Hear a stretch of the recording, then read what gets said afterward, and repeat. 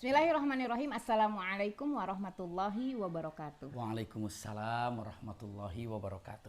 Innal hamdalillah nahmaduhu wa nasta'inuhu wa nastaghfiruhu wa na'udzubillahi min syururi anfusina wa min sayyiati a'malina may yahdihillahu fala mudhillalah wa may yudlilhu fala hadiyalah. Asyhadu an la ilaha illallah wahdahu la syarikalah wa asyhadu anna Muhammadan abduhu wa rasuluh. Allahumma la sahla illa ma ja'altahu sahla wa anta taj'alul hazna idza syi'ta sahla. Rabbi shrah li sadri wa yassir li amri wahlul 'uqdatam min lisani yafqahu qawli. Allahumma rfa'na bil ilmi wat tuqa. Allahumma rfa'na bil ilmi wat tuqa. Allahumma rfa'na bil ilmi wat tuqa. Wala haula wala quwata illa billahil aliyil azim. Masya Allah, alhamdulillah senang sekali kami berdua bisa kembali silaturahim dengan teman-teman Rumil Al-Hilyah. Mudah-mudahan silaturahim ini senantiasa membawa ridho dan berkah dari Allah Subhanahu wa Ta'ala. Hari ini hari Kamis pagi ini alhamdulillah kita sedang berada di pesantren Qasrul Muhajirin ya. Singaparna Tasikmalaya ya. Subhanallah, hari ini kita akan sama-sama mengetahui tentang satu hal yang mungkin ini menjadi kadang-kadang sedikit, bukan kadang-kadang, sedikit banyak ya, mau sedikit atau banyak terserah teman-teman menilainya seperti apa. Sedikit banyak mengganggu kenyamanan kita sebagai seorang wanita, khususnya sebagai seorang istri. Subhanallah. Karena punten-punten ketika kita menikah, kita berangan-angan karena dari awalnya manis, indah gitu kan, berangan-angan akan selalu dan seterusnya seperti awal-awal ya. Ternyata indah selalu. Ternyata walau bagaimanapun ya punten-punten ketika kita sudah mengetahui lebih dekat dengan seseorang gitu, apalagi dengan suami, tentunya akan lebih terbuka. Kekurangan suami pun sama, ketika suami sudah sama-sama bersama kita pun sama, suami pun akan lebih mengetahui, lebih terbuka kekurangan dari kita. Nah, namun tentunya kekurangan ini akan menjadi kelebihan ketika kita bisa sama-sama menutupi, dan kekurangan ini akan bisa menjadi kelebihan ketika sama-sama kita bisa saling mengerti. Nah, tapi ternyata tidak semua di antara kita bisa saling mengerti, bahkan bisa saling menyadari akan kekeliruan yang telah kita lakukan ya. Baik itu di bagian laki-laki ya, seorang suami ataupun seorang istri. Nah, mungkin untuk kali ini, kesempatan ini, yang ingin pertama kali kita ketahui, kalau biasanya kalau mau masuk atau masuk satu ruangan, mau duduk ke tempat duduk selalu ladies first ya. Kalau sekarang bukan ladies first yang harus diabsen ya.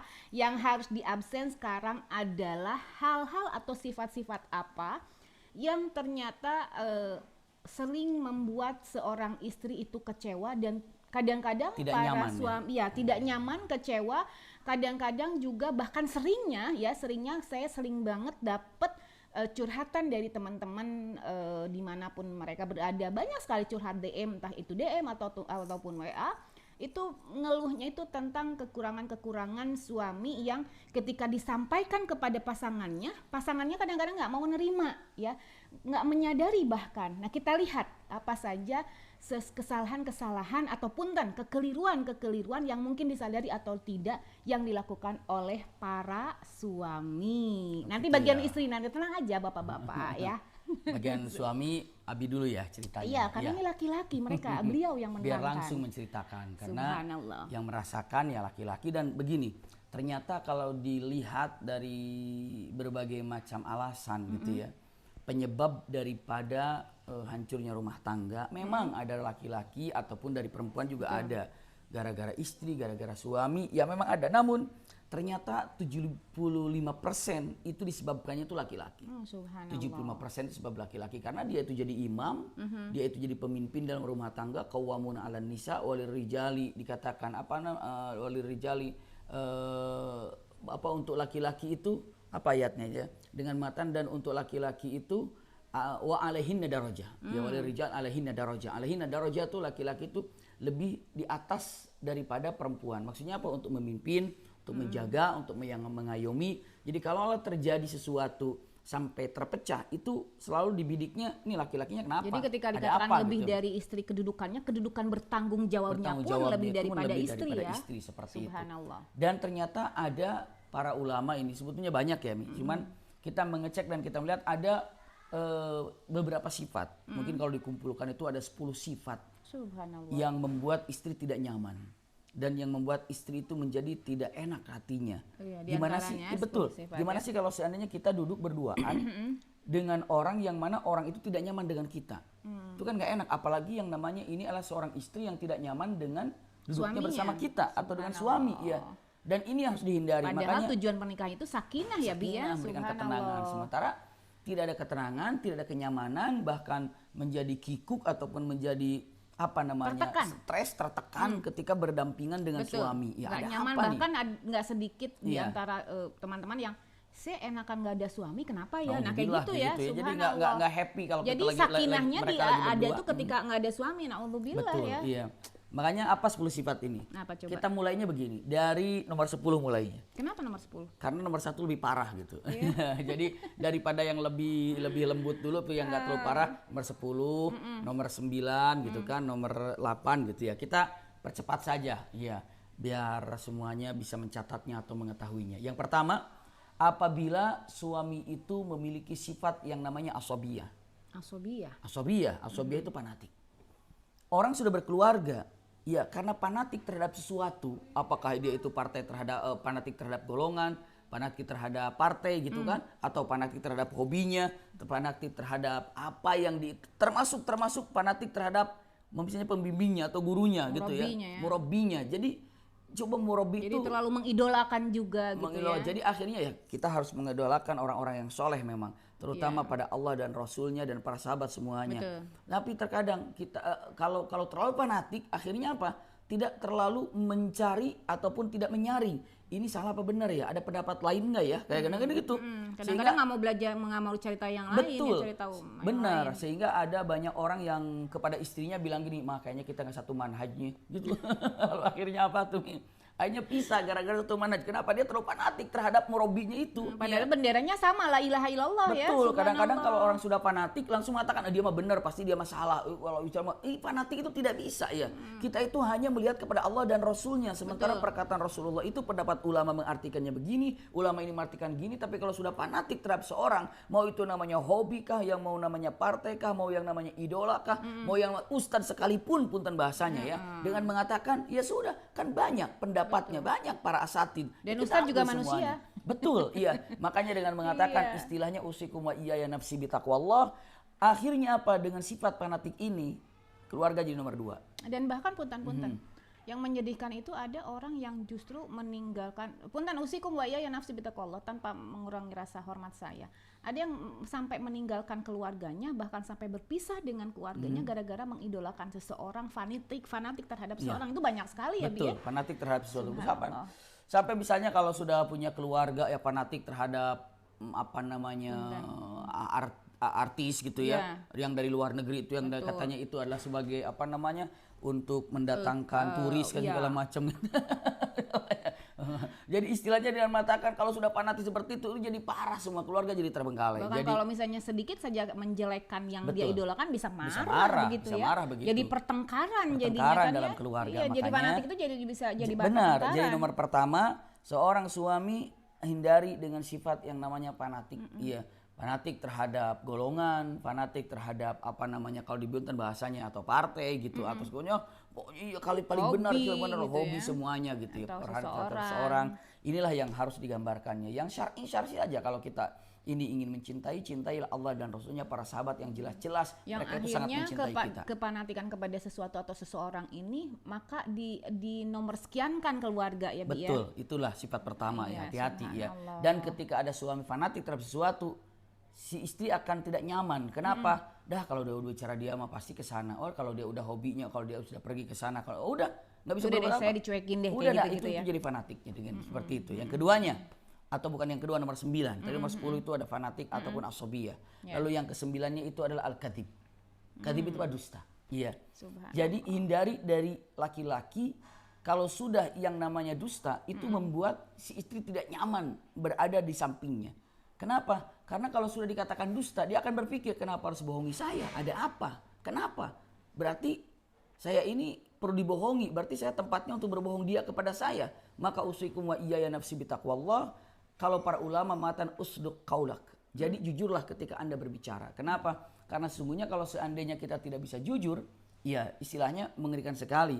Maka yang kedua adalah, ataupun yang nomor 9 ini adalah masalah terbesar dalam hubungan rumah tangga kalau seandainya ada kebohongan di antara suami ke istri. Sama istri ke suami juga. Namun rata-rata ini kan diambil rata-ratanya gitu. Makanya tadi yang 70% itu rata-ratanya. Kalau seandainya suami sudah ada fanatik, suami nomor 9-nya itu karena sudah ada dusta, senang bohong, sekecil-kecil apapun bohong, dusta segala macam, yang halal, yang haram dikatakan halal, ini dari mana, terus seperti apa, bagaimana jawaban-jawaban yang menimbulkan dusta kepada istrinya, itu adalah sesuatu hal yang sangat mengerikan sekali. Karena kalau udah sekali bohong itu nggak akan selesai, akan terus bohong ya, Bi ya. Pastinya. Bisa jadi bukan saat itu saja, ketika satu saat namanya perempuan kadang-kadang ya teringat apa yang disampaikan, Betul. Ditanyakan lagi, dia harus bohong lagi dan bohong lagi dan bohong lagi. Terus akan panjang, bohong Betul. itu bisa ditutupi dengan kebohongan lagi. Iya. Tapi tidak selesai sebenarnya. Tutup lagi dengan bohong, tutup lagi dengan bohong, tutup lagi dengan bohong. Maka selesaikan dengan kejujuran dan dia minta maaf, kalau selesai. dia tidak jujur bisa jadi sampai akhir hayatnya, kalau dia nggak jujur bisa terus bohong terus. ya. Dan yang paling parahnya nanti ketika bohongnya, misalnya nih punten, suaminya meninggal, ternyata istrinya baru tahu kalau dirinya tuh dibohongin. Ayo bagaimana tuh?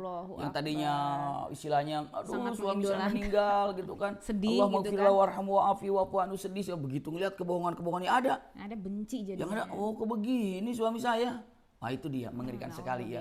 Makanya tidak ada yang bisa menjamin kebohongan itu akan selalu tertutup, dan pastinya tidak ada satu kebohongan yang tetap aman, baik itu di dunia atau di akhirat, pasti akan terbuka. Begitulah kira-kira yang namanya kebohongan. Itu nomor 9. Ya. Nomor 8 at-tasallut. At-tasallut. Hindari sifat laki-laki at-tasallut. Apa at-tasallut ini? Otoriter. Apa otoriter, Temi? Otoriter itu diktator. Diktator. Suka apa tuh? Kemudian perempuan tuh ada di bawah telunjuknya. Jadi harus begini, harus begini, harus begini. Tanpa ngajak musyawarah, tanpa berbicara panjang. Yang penting mama harus begini. Aku suami. Karena dia berpikir bahwa pendapatnya lebih benar daripada pendapat istrinya. Itu kadang-kadang seperti itu. Demikian yang pertama. Terus yang kedua, terkadang merasa kalau dirinya sebagai suami berarti berhak untuk mengatur semuanya. Kadang-kadang istri itu nggak tahu apa-apa gitu kan. Iya, karena berdalilkan, lihat Rasulullah bersabda kalau seandainya ada seorang yang harus sujud kepada hambanya, maka istri harus sujud kepada suaminya. Itu disalahgunakan kata-kata itu.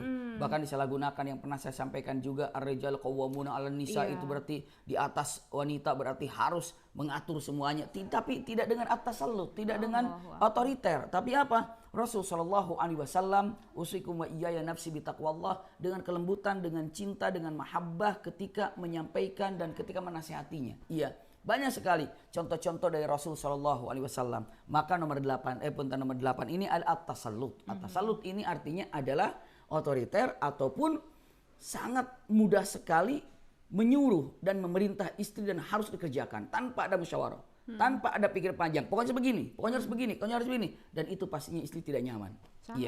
Sangat tidak nyaman. Yang pertama tadi dengan matan asabiyah, fanatik. Iya. Yang keduanya itu adalah yang disebut al-kadhib, dusta. Yang ketiganya atau at-tasallut, ini nomor 10, 9, 8. Iya. Nomor 7-nya. Nomor 7 al-jafa'ul atifi. Apa jafa'ul atifi? Jafa'ul atifi itu kering kalau bahasanya. Jafa'ul atifi itu adalah ya kering. Maksudnya jafa'ul atifi tidak ada yang namanya atifi, kelembutan, tidak ada kemesraan. Dingin kalau bahasa kita mah ya. Bahasa kita mah dingin gitu ya. Dingin maksudnya karena AC. Iya. Dingin, jadi nggak ada romantis-romantisnya. Itu maksudnya gitu. Tidak ada romantis. Artinya dalam romantis kehidupan. di sana bukan selalu harus mengucapkan kalimat sayang. Romantis di sana bukan harus selalu memberi hadiah, tapi perhatian itu loh yang sangat dibutuhkan oleh seorang istri. Iya. Waktu itu benar-benar buat istri itu sesuatu yang lebih baik daripada apapun, perhatian dan waktu itu. Betul. Makanya kalau dikatakan para ulama mengatakan al-mar'atu kainul atifi. Wanita itu adalah makhluk yang lembut yang Allah ciptakan, maka sangat-sangat memerlukan kelembutan. Baik dengan tatapan, baik itu dengan ucapan, baik itu dengan mulamasah. Mulamasah itu apa ya? Sentuhan, ya. Maka itulah para wanita yang diperlukan itu adalah kelembutan. Karena apabila laki-laki dengan jafa'ul atifi, artinya tidak memiliki kelembutan, tidak memiliki yang namanya punten-punten kemesraan, ataupun yang tadi Umi sampaikan romantisnya, maka walau bagaimanapun itu adalah istilahnya apa? Ketidaknyamanan. Ketidaknyamanan dari seorang wanita dengan mengatakan datang masuk ke rumah cuma salam, Lalu apalagi makan, tidur, pergi lagi sana sini, mana aktivinya? Mana kelembutannya?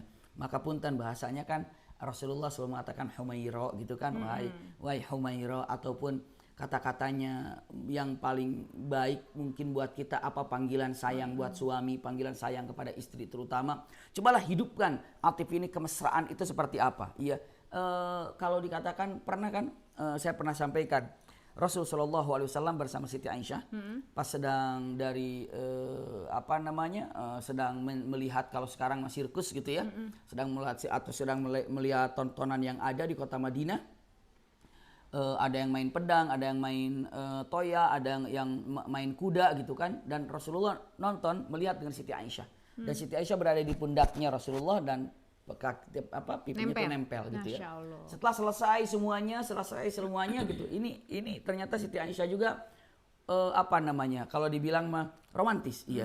Ketika disampaikan oleh Rasul sallallahu alaihi wasallam, sudah selesai semuanya, mengatakan kata Rasulullah, sudah cukup gitu kan, sudah cukup, iktafaiti, sudah cukup gitu kan, sudah cukup. Maksud Rasulullah, sudah cukup nonton ini, sudah cukup nonton ini. Lalu apa kata Siti Aisyah mengatakan kalimatnya, kafaka anid dunya bika, ya, wala yakfi ma'aka. Itu kata-katanya Aukamakal mengatakan, kata Rasulullah, sudah cukup Aisyah, sudah cukup Aisyah, maksudnya udah nonton, udah cukup ini gitu, udah cukup ini. Menonton lagi nggak gitu? Udah cukup gitu kan, udah cukup gitu kan, udah cukup. Nonton lagi nggak tuh, udah cukup. Pertanyaan sudah cukup. Tiba-tiba Siti Aisyah jawabannya tuh, dunia ini cukuplah aku bersamamu, tapi saat aku bersamamu tidak ada waktu yang cukup. Masya Allah. Selalu ingin bersamanya. Selalu ingin bersamanya. Jadi bersama dengan Rasulullah itu waktu nggak cukup. Terus aja pengen selalu bersama. Kalau boleh kali tambahin 24 jam tuh jangan 24 jam. Gitu. Itu kata-katanya. Ya, kata-kata yang sangat luar biasa. Siti Aisyah aja sama Rasulullah begitu. Dunia itu cukup saja saya bersamamu. Tapi saat saya bersamamu itu nggak ada waktu yang cukup. Aduh, Masya Allah. Indah banget, dan Rasulullah langsung tersenyum.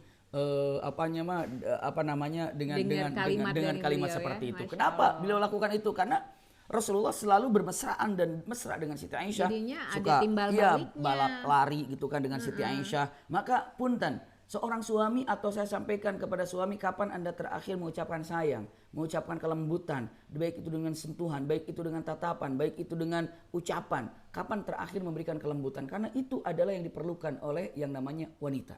Itu yang diperlukan oleh istri. Jafaul atifi. Punten, apabila seorang suami memiliki sifat yang saya sampaikan baru berapa ya? Nomor 10-nya tadi adalah asabiyah, ya.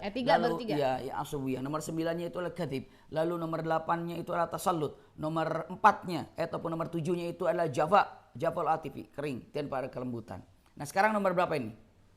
Nomor 6, iya. Nomor 6-nya, ini hati-hati. Nomor 6-nya, istri tidak akan pernah nyaman ketika suami memiliki sifat al-bukhl. Bukhl itu apa? Pelit, iya. Koret, ya. Mereka hece. Butut kasiran, pokoknya nama cap jahe gitu. Na'udzubillah, punten. Tidak ada sedekah yang paling mulia dari seorang laki-laki kecuali sedekah itu diberikan kepada istrinya. Subhanallah. Itu sedekah. Hatta walaupun hanya satu lukmah. Walaupun dengan satu lukmah to'am, makanan. Lukmah itu satu suap makanan yang diserahkan kepada istri, itu adalah Masya Allah, itu adalah apa? Sedekah terbesar. Ya. Dan sedekah terbesar itu dari suami ke istrinya. Masya Allah. Jadi bahkan kalau seandainya ini ikhwah sedang mendapatkan kesulitan, berpikir bagaimana caranya mendapatkan rezeki lebih banyak, bagaimana caranya membuka lapangan pekerjaan, bagaimana caranya untuk membuka pintu rezeki di dunia ini. Ternyata, punten, ketika dalam kesulitan untuk mendapatkan rezeki, Anda bersedekahlah kepada orang yang terdekat dengan Anda. Siapa itu? Istri. Sedekahlah kepada istri, insya Allah Allah akan bukakan apa? Rezeki yang ada, ketenangan yang ada. Karena orang lupa cari sedekah sama siapa, sama yang perlu disedekah itulah istrinya. Maka punten, terdekat dulu ya. Iya. Jadi kalau bakhil kepada orang lain itu dosa, tapi bakhil kepada istri jauh lebih besar dosanya. Kenapa? Karena istri itu harus benar-benar orang yang diayomi dan dicintai dan didekap dan disempurnakan apa keinginannya. Maka usikum wa iyaya nafsi bitaqwallah, para ulama mengatakan rajulun bakhil, rajulun naqis. Allah. Iya, laki-laki yang bakhil itu laki-laki yang punya banyak kekurangan dan tidak sempurna jadi suami, gitu ya. Jadi kalau mengatakan apakah Anda suami telah menjadi sempurna sebagai suami? Jadi nggak gentle mungkin ya, bisa dikatakan iya, nggak gentle. tidak sempurna dengan kelaki-lakiannya. Kenapa? Dia punya sifat bakhil. Betul. Kepada istrinya. Iya. Jadi suami itu kalau seandainya punya sifat bakhil, pasti istri tidak nyaman. Tidak nyaman. Iya. Sampai ini dulu Hindun ngadu sama Rasulullah SAW. Ya Rasulullah, suami saya Abu Sufyan maksudnya. Suami saya itu laki-laki bakhil, pelit gitu. Sementara kekurangan kami di mana? Di nafkah di rumah. Apakah boleh saya mengambil uangnya di dompetnya? Apa kata Rasulullah? Boleh. Tapi secukupnya. Jangan sebanyaknya. Mumpung lagi lalai nggak ambil sebanyaknya, bukan sebanyaknya, tapi secukupnya. Pun mencuri itu haram hukumnya nih. Mencuri itu hukumnya haram, tapi yang namanya nafkah itu wajib. Betul. Iya, nafkah itu wajib.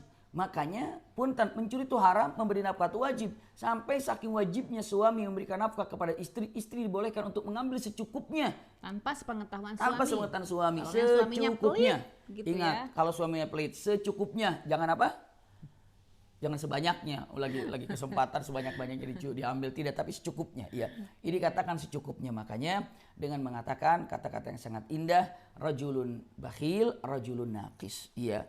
Yang lebih parah lagi sama istrinya pelit, tapi sama yang lain dermawan. Sama temennya, wah baik banget, traktir gitu sana kan. sini, sana sini. Sama istrinya perhitungan, kita banyak kebutuhan, makan, ini belum itu gitu ya. Makan di restoran misalnya kan, sama teman-temannya, ada sisanya baru dibungkus ke rumah. Boleh taunya sisa gitu ya. Iya, itu nomor 6. Nomor 5 sekarang. Nomor 5 ini adalah al-istiqlal. Nomor 5 ini al-istiqlal. Sifat laki-laki apabila punya sifat ini al-istiqlal, istri pasti tidak nyaman. Apa istiqlal itu? Istiqlal itu apa ya? Istiqlal itu bukan tasaul, bukan meminta-minta, tapi kalau punten bahasanya ya, saya lebih suka dengan mengatakan istiqlal itu memeras tapi dengan kelembutan. Jadi nggak berasa merasnya. Nggak merasa memerasnya, ya. Apalagi seorang istri itu pekerja dan punya harta dan punya uang, lalu apa? Lalu suaminya itu memeras istrinya dengan kata-kata yang seakan-akan dengan uslub apa ya? Dengan tata cara, dengan cara yang lembut. Misalnya gini, iya. Mah itu mobil perlu diservis ini, pakai uang mama aja dulu deh, nanti ini terus nggak dibayar. Iya. Atau dengan mengatakan karena mamanya ada uang istrinya. Atau tolong bayar listrik nanti bayar dulu deh sama mama, nanti saya ganti. Kata suami, istri saya ini nggak usah diganti, hati-hati. Iya. Itu kayak makan di restoran, begitu tibanya makan dia ke toilet. Terus ke toilet ngapain? Diem aja nunggu istrinya bayar. Kalau saya pura-pura buka tas gitu, pura-pura sibuk. Nunggu dia yang bayar. Pura-pura buka tas. Pura-pura sibuk nyari dompet di mana ketinggalan. Saya tahu kelamaan, lama ini pasti nih dikutak-katiknya udah. Jadi subhanallah, kalau dikatakan istiqlal ini terkadang ada yang berani begini. Ya mendingan kalau benar-benar untuk melakukan yang baik atau usaha yang benar. Kadang-kadang hanya untuk memanfaatkan aja. Tolong jual aja dulu emas yang dikasih itu nanti. Nantilah bapak gantilah. Arahnya kalau jual dulu mahar dari saya. Waduh. Ya seperti itu. Berarti dia mampu ya. Nah ini adalah istiqlal. Pemerasan kalau saya katakan itu pemerasan. Ya pemerasan tapi dengan bahasa suami yang lembut. Tapi kalau istri itu peka loh. Maksudnya istri itu tahu apa maksud suami itu, istri itu tahu ya Bi ya. Tahu ya Mia? Tahu. Jangan. Jangan macam-macam, satu macam aja. Akbar. Itu istiqlal. Istiqlal itu tadi saya sampaikan itu adalah ya semacam diartikan pemerasan tapi dengan kata-kata, dengan perilaku dengan cara yang lembut sehingga tidak terasa kalau itu pemerasan. Ini nomor 5 ya. Nomor 4-nya ada mutakdir. Apa ada mutakdir itu? Tidak dapat menghormati istri. Tidak menghargai istri. Ada mutakdir. Apapun yang dilakukan oleh istri, tolong hormati dan tolong hargai. Masuk rumah, lalu rumah itu bersih, jangan mengatakan, aduh biasa kan istri harus membersihkan. Tugasnya dia gitu. Tugasnya dia, jangan. Anda ucapkan, Masya Allah, terima kasih ini istri udah. Ya giliran berantakan aja mah, kok berantakan sih? Ya, kayak iya, gitu ya. berantakan langsung di absen. Tapi kalau begitu rapi, tidak diapa-apakan. Nah itu ada mutakdir. Bahkan ada mutakdir tidak menghargai sosok istri, tidak menghargai sosok wanita saat berani Misalnya seorang suami itu bisa membentak di depan istrinya, padahal di situ ada anak-anaknya. Iya, seorang suami membentak istrinya membentak istrinya di depan istrinya. Oh, suami itu membentak istrinya di depan orang lain. Nah, ya, itu. membentak apa namanya? Sama di orang di Depok ya, jam dindingnya error juga. Jam segini. Jadi subhanallah ya, membentak istrinya di depan anaknya, membentak istrinya di depan orang lain, itu adalah ada takdir. Apalagi membentak di depan karyawan. Kalaupun misalnya ada yang harus bicarakan baik-baik, ajak istri ke tempat yang memang tidak ada siapa-siapa gitu ya. Karena begitu ketika itu terjadi, itu benar-benar istri tuh kayak, kalau bahasanya kayak tubuh tanpa tulang, brek gitu ya, Bi ya. Tubuh tanpa tulang, jadi tulangnya diambil gitu ya. Itu. Ketika dilakukan ada takdir. Dan istri pasti tidak nyaman ketika tidak mendapatkan penghargaan ataupun tidak mendapat penghormatan atau penghargaan dari suami. Ya. Bisa jadi kalau istri tidak dihargai oleh orang lain, mungkin orang lain pun bisa jadi tidak menghargai istrinya. Begitu ya. Jadi maksudnya gini, kalau orang lain tidak menghargai istri gitu kan, mungkin sakit hati, tapi saat suami tidak menghargai istri, itu jauh lebih sakit hati. Iya. Jadi kalau seandainya suami sudah tidak menghargai orang lain juga akan menghargai istrinya. Betul. Seperti itu dia. Siapa yang akan menghargai istri kita? Ya, suami. Jangan pernah dengan mengatakan apa yang perlu dihargai. Dia itu kan pendidikannya di bawah saya misalnya. Kekayaan di bawah saya misalnya. Apalagi kepintarannya di bawah saya. Anda tidak harus melihat itu, tapi lihatlah, cukuplah Anda menghargai dia karena dia sebagai istri Anda. Seperti itu, cukuplah dengan mengatakan dia itu sebagai istri Anda, itulah yang Anda hargai, seperti itu. Jangan pernah berpikir dengan mengatakan apa yang perlu saya hargai dia itu begitu, dia itu begini, tapi lupa dia itu istri Anda dan dia itu ibu daripada anak-anak Anda. Hargai saja satu pintu itu, hargai itu yang harus dipahami. Maka dia mengatakan kata-kata yang sangat luar biasa. Nomor 4, ada takdir, tidak menghargai istri, parah dan sangat bahaya. Ya, langsung nomor 3. Allah mubal. Nomor 3 ini adalah Allah mubal. Artinya di sini dengan matan ada tahammulul mas'uliyah. Suami tapi nggak ada tanggung jawab kepada keluarganya. Nggak berperan sebagai suami ya? Iya, nggak ada tanggung jawab, nggak ada peranan sebagai suami. Suami itu mengayomi, menjaga segala macamnya.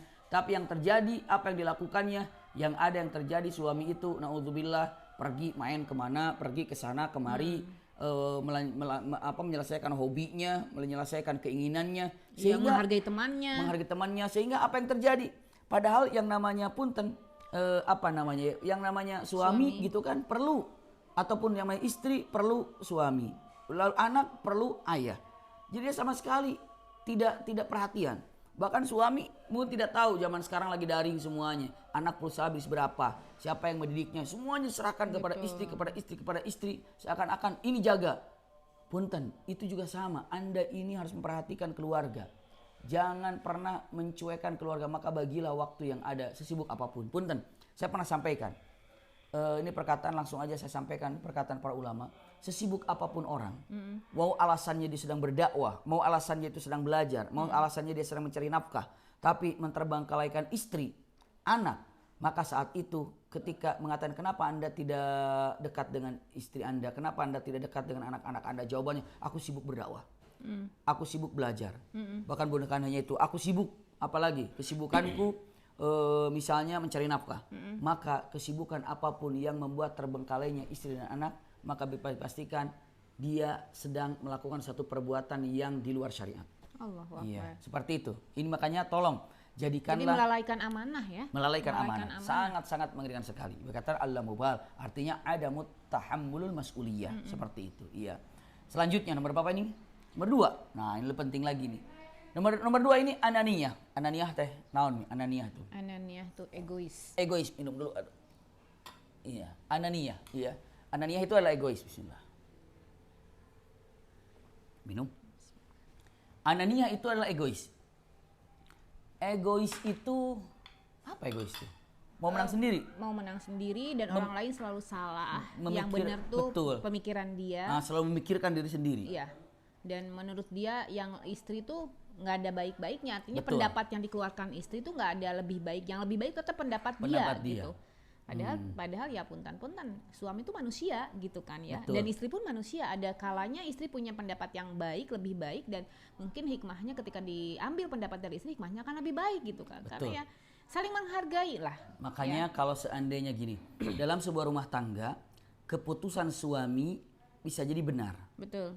Tapi keputusan suami yang diinformasikan kepada istri bukan hanya benar, tapi ada barokah. Karena di situ ada musyawarah. Ingat gitu ya. Jadi nggak ngerasa menjadi kowam itu ya. ya. Jadi kalau suami memutuskan sesuatu, bisa jadi apa yang diputuskan oleh suami itu benar. Dan memang benar adanya demikian. Tapi coba tetap menghargai apa yang menghargai dengan istri dengan cara bermusyawarah, tidak ananiyah itu, tidak egois itu, maka saat diinformasikan kepada istri dan istri setuju dengan apa yang akan dibuat oleh suaminya, bukan hanya saja suami membawa kebenaran atas idenya, tapi di situ ada keberkahan karena dia telah menghargai istrinya. Masya Allah. Seperti itu. Iya. Jadi hargai. Misalnya dengan mengatakan suami ingin membeli handphone, ingin membeli motor, uang dia, gitu kan? Untuk dia beli aja. Tanpa ada informasi kepada istri, tiba-tiba datang segala, kecuali kalau untuk kejutan atau segala macam itu untuk tahabu surprise gitu kan. Surprise gitu kan. Ini mah kebiasaan seperti itu. Gitu maka ya. mobilnya bisa dibeli, iya. Bisa dapatkan karena tidak ada musyawarah segala macam, maka keberkahannya wallahu a'lam. Tapi kalau ada satu musyawarah bagaimana mah perlu udah kita beli motor saja, maka bukan hanya motor itu dapat terbeli atas ide yang disampaikan oleh suaminya, tapi setelah musyawarah ada keberkahan di sana. Dalam sebuah rumah tangga adanya keberkahan itu ketika ada musyawarah antara suami dan istri. Apapun. Sampai kan suka nanya, Umi aja suka nanya, ini sarapan pagi apa? Kenapa bukan mau kenyang? Tapi ketika musyawarah makan apa? Karena di dalam makan itu ada keberkahan juga. Tapi jangan nanya apa aja boleh, bingung kita. Nggak, maksudnya kalau saya bilang apa aja boleh itu biar nggak memberatkan gitu. Gitu aja. Tapi kita ibu-ibu kalau apa aja, yang ada aja. Kalau bilang yang ada aja, ada semua di dunia ini gitu kan. Tidak kan. Ya biar nggak berat gitu kan. Tapi kadang-kadang itulah istri juga keegoisan seorang istri juga begitu ya. Selalu ingin mendapatkan jawaban gitu yang kan, pasti yang gitu ya. pasti nah gitu kalau ya. dibilangnya mau apa ternyata nggak ada kan gampang sebenarnya, nggak ada tinggal gitu ya. Betul. Ya. Katanya mau apa? Seperti halnya kalau orang bertamu mau minum apa, mau minum teh, oh nggak ada teh, mau minum kopi nggak ada kopi, adanya apa, air putih, udah air putih. Gaya nawarin mau minum apa gitu, minum apa gitu. Emang harus ditanya untuk menghormati tamu, mau minum apa gitu. Mau minum tapi kopi, itu ada bertamu pun seperti itu ya. Bertamu harus ditanya sebenarnya ya, mau minum apa, nanyanya gitu. Nah setelah itu baru ditanya. Adanya air putih, kalau mau yang lain beli aja ke warung gitu kan. Itu apa tadi namanya, ananiyah. Ananiyah ini adalah ananiyah itu artinya egois ya. Egois, iya. Jadi egois, tidak memikirkan istri, tidak memikirkan anak. Sampai egois ini memiliki sifat atau dikatakan memikirkan untuk diri sendiri, awaluhu akhiruhu. Artinya dari awal mikirin dia sampai akhir mikiran dia, itu tidak berpikir kepada tentang yang namanya keluarga. Iya. Yang nomor satu ini nih yang paling parahnya nih. Paling dahsyat ini. Yang paling dahsyat ini adalah punten asyak, syukuk, raib. Artinya adalah keraguan-raguan. Iya. Keraguan-raguan. Istri itu sangat tidak nyaman kalau seandainya suami itu serba ragu, nggak berani mengambil keputusan, serba ragu, mau melakukan itu ragu, melakukan ini ragu, pasti istri nggak nyaman. Iya, punya suami penuh dengan keraguan-raguan, mau jalankan bisnisnya ragu, pasti nggak beres. Mau melakukan itu ragu, gitu ya? Ini ragu-ragu. Kalau sudah dalam keraguan-raguan seperti itu, punten, lebih baik tinggalkan. Maksud tinggalkan itu pekerjaan yang ragunya, bukan tinggalkan suaminya, Mia. Tinggalkan pekerjaannya itu. Kenapa? Da ma yuribuka illa ma la yuribuka. Nah, itu dia. Da ma la yuribuka illa ma la yuribuk. Artinya apa? Tinggalkan sesuatu yang buat Anda ragu kepada sesuatu yang Anda yakini. Jadi, punten, seorang suami ketika melakukan sesuatu, menyampaikan sesuatu, ketika memutuskan sesuatu, tidak perlu dalam keraguan-raguan. Dan ini digambarkan Rasulullah SAW ketika mau perang Uhud, awal mulanya bagaimana beliau katakan, awal mulanya kita berperang di dalam kota Madinah. Iya. Ternyata beberapa orang-orang Madinah ataupun para pemuda orang Madinah mengatakan kita akan berperang di luar. Dan akhirnya apa? Dan akhirnya punten. Yang akhirnya apa? Rasulullah SAW keluar. Tapi para sahabat itu masih nunggu, baru menyampaikan ide, ya Rasulullah sebaiknya kita berangkat untuk keluar berperang di luar aja ketika perang Uhud. Saat itu apa? Rasulullah SAW tidak jawab dan Rasulullah masuk ke rumah dan tiba-tiba begitu Rasulullah datang dari rumah itu Rasulullah sudah menggunakan pakaian perang. Iya. Lalu kata para sahabat, ya Rasulullah mohon maaf tadi mungkin hanya keinginan saya tapi tidak keinginanku. Tapi terserah kamu mau berperang di luar apa di dalam. Rasulullah hanya mengatakan kata-katanya, tidak pantas bagi seorang nabi kalau sudah menggunakan pakaian perang untuk kembali dibukanya. Maksudnya apa? Kayak ragu-ragu gitu. Udah pakai buka lagi, pakai buka lagi. Makanya kalau sudah pakai baju perang diem aja. Benar, makanya Rasulullah mengatakan atau kalimatnya fa idza azamta fatawakkal 'ala Allah. Iya, apabila Anda sudah menginginkan sesuatu, maka fa idza azamta fatawakkal 'ala Allah. Jika Anda sudah melakukan sesuatu, maka tawakallah pada Allah Subhanahu wa taala. Ini dia, iya. Masya Allah.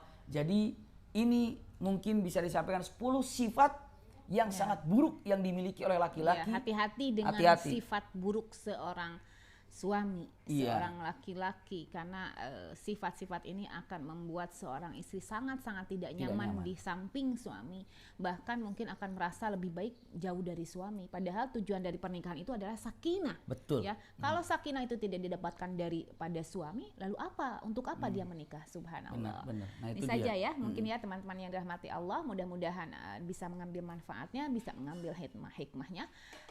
Lakum minna al-hubbu wa du'a. Wassalamualaikum warahmatullahi wabarakatuh. Waalaikumsalam warahmatullahi wabarakatuh. Kita tutup dengan kafaratul majlis. Subhanakallahumma wa bihamdika asyhadu an la ilaha illa anta astaghfiruka wa atubu ilaik. Alhamdulillahirabbil alamin.